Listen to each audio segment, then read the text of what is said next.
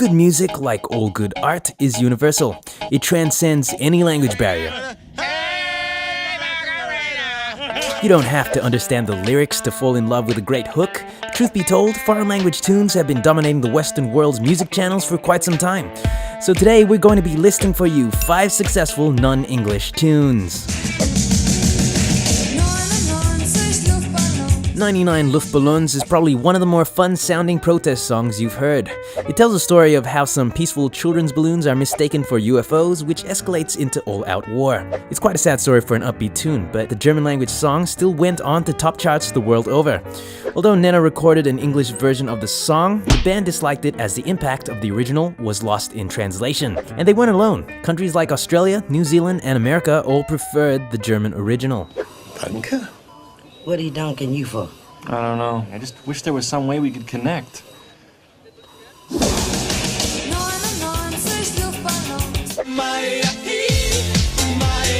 Despite being commonly referred to as Numa Numa, this Europop banger is actually called Druggist.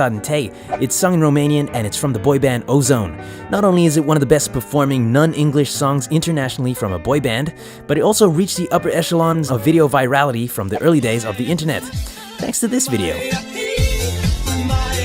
Though sung in Romanian, the refrain of Maya He is actually meaningless. Still catchy though, which is why it was sampled here.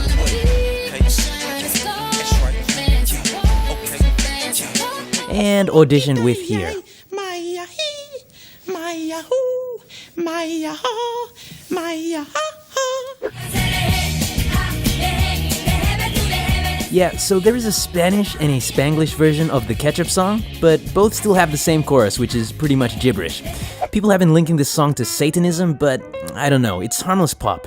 And everyone, including Jesus, knows that Satan prefers rock and roll. Anyway, using their devilish dance moves, Lost Ketchup managed to hit #1 in just about every country it charted in.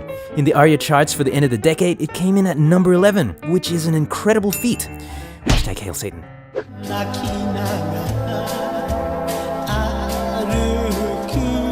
Sukiyaki is a very sentimental song. However, its original name was Ue Omite Arco. The reason for the name change was because American audiences needed something easier to pronounce, like sukiyaki. Sukiyaki, if you didn't know, is a type of Japanese stew, and lo and behold, it has zero relevance to the song's lyrics. But hey, American-friendly marketing sometimes means racial ignorance prevails. Yay, America! As Newsweek magazine put it, imagine if we released a song like Moon River in Japan, but called it beef stew instead. Anyway, I think I've digressed a little. Though the lyrics are quite open, the song was inspired by failed protests against the American military presence in Japan following World War II. Q Sakamoto sings about looking to the sky so that his tears would not fall. And that sentiment alone makes me want to cry. Why are you crying? Regardless of the language barrier, the power of the song's heart propelled it to #1 in Australia, Canada, and ironically, the United States. When Los Lobos provided the soundtrack to La Bamba, the bittersweet biopic about Richie Valens, they contributed a very popular cover version of the film's title track. The song was initially a top 40 hit for Valens in 1958, but the version by Los Lobos became a worldwide smash hit in 1987. Valens was posthumously given credit for adapting the song, although he wasn't the first to give it a go. You see, La Bamba is actually a traditional folk song from the Mexican state of Veracruz. Valens, however, was the first to take the song and record it with a rock and roll spin.